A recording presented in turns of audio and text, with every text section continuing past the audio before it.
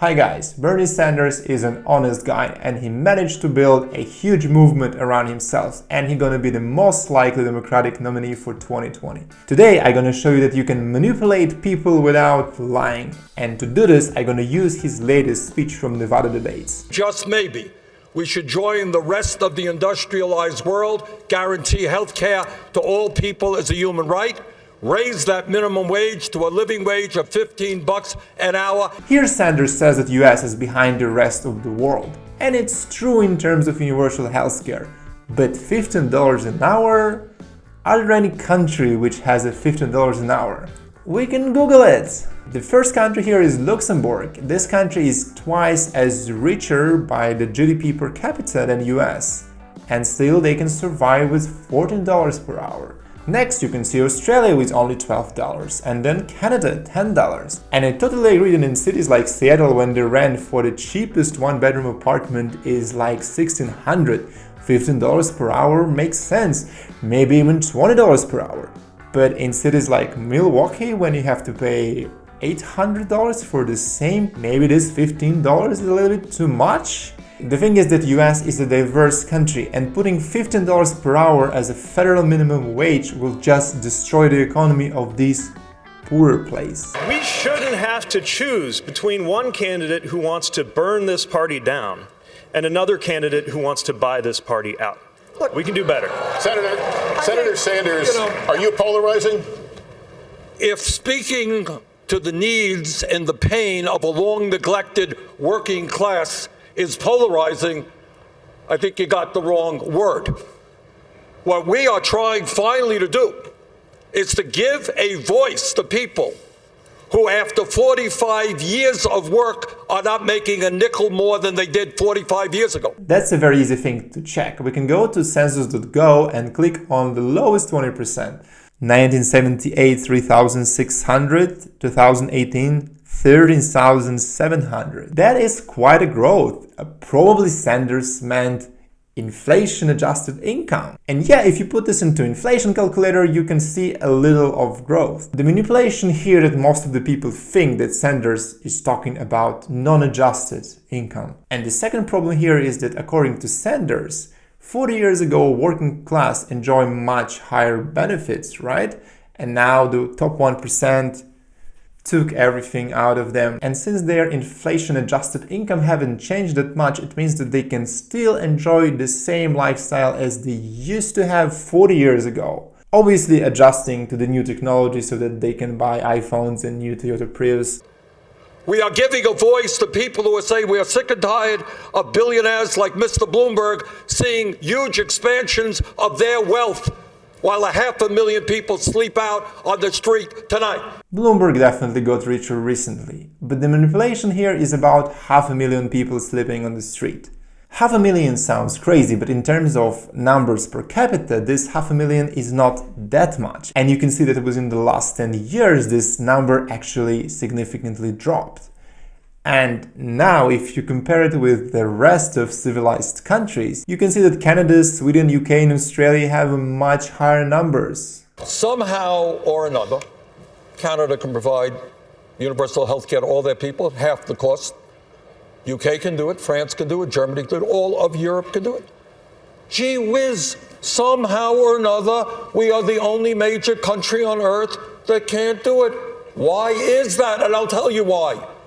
It's because last year, the healthcare industry made $100 billion in profits.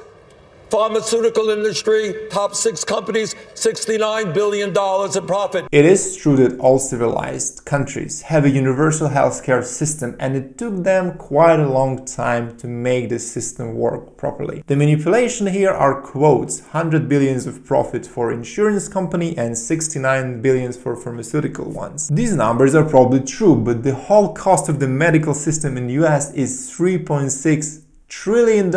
So this 169 billions is just 4.5% of the total cost. It's clearly not the major factor of the cost. Why would you even talk about this? Maybe it is finally time that we said as a nation, enough is enough. The function of a rational healthcare system is not to make the pharmaceutical industry and the drug companies rich. It is to provide health care to all people as a human right, not a privilege. Mr. Vice President, no premiums, you got it. no Mr. Vice President, no deductibles. Let's go ahead. Bernie, just do the math. Pharmacy and insurance company makes lots of money. But the real reason of the high healthcare cost is that doctors are getting 3 times as much as their German colleagues. You don't want to say this because you want to blame damn capitalists for everything. We got 87 million who are uninsured or underinsured. We got over 60,000 people who die every year because they don't get to a doctor on time.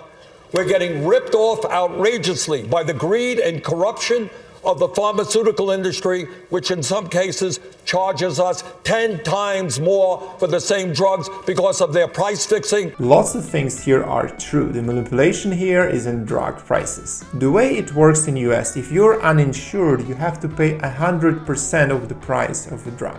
If you have an insurance, you only have to pay 10% of copay.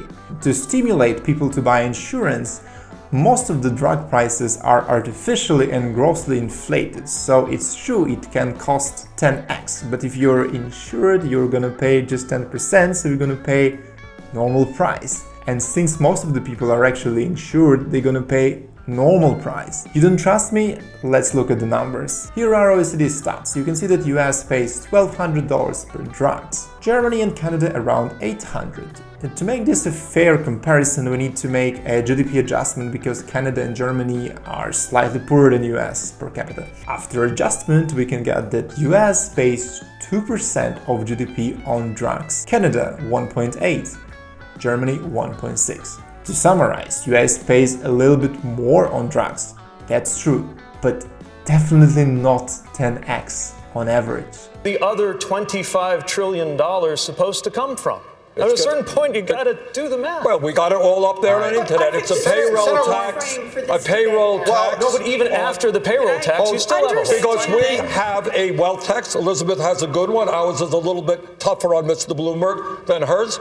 We're going to raise it in a progressive way, which deals with income and wealth inequality, and make certain, finally, that healthcare in this country is a human right, not a privilege. That's the most problematic part. How are you going to pay for your Medicare? It's pretty clear that 4% of income tax, excluding first 29K of income, won't make enough to cover these expenses. So Bernie is very clear. He says wealth tax will pay for it. Are there any country in the world where wealth tax is being used to sponsor Medicare? Is it even sustainable? What if after 1 year of Bernie's reign, all the rich people just suddenly move out from the country and all this great capital will disappear? Let me tell you something, in all European social democratic countries, everyone has to pay a health premium to make medical budget accountable. Everyone here can afford to pay for the healthcare. That's normal. And asking rich people to pay for the healthcare, it's Cuban or Venezuelan way of doing things. Just the other day, a major study came out from Yale epidemiologists in Lancet, one of the leading medical publications in the world. What they said, my friends, is Medicare for All will save $450 billion a year. Well, Medicare for All has a huge potential to save lots of money on administrative costs. That is true. Problem number one, there is a legit study which Bernie used to refer to, and it says that the whole administrative cost of the current healthcare system is 500 billions. And we can actually save 250 billions, like half of it, because you still have to keep the bureaucracy. You cannot just cancel it out. And later in this article, they're actually explaining where these 500 billions are coming from. And apparently administrative cost for current Medicare is 50 billions. So maybe Bernie just took 500 billions, subtract 50 billions and made his 450 billions. I don't know. But the truth is that you can save only 250 billions. What is 250 billions? It's only 7% of the whole medical budget. And it's pretty clear that if you bring all these uninsured people to Medicare for All, they will quickly fill up this 250 billion. I'm not saying these people should not be treated or something. They should. But the problem is that you need to keep your budget accountable and your numbers should match. Bernie always wants to say that he's a democratic socialist, and I live in Europe, which mostly democratic socialism, and I know how medical system works in here. Like, everyone has to pay medical premiums. Some people pay less, some people pay more, but it's not like 10x of a difference, and it's not like the richest people gonna pay for everyone. Bernie proposals reminds me Venezuela and Cuba, and that might not be the best solution. Thanks for watching this video. Don't forget to like and share so that more people can know about these crazy manipulations, and see you soon.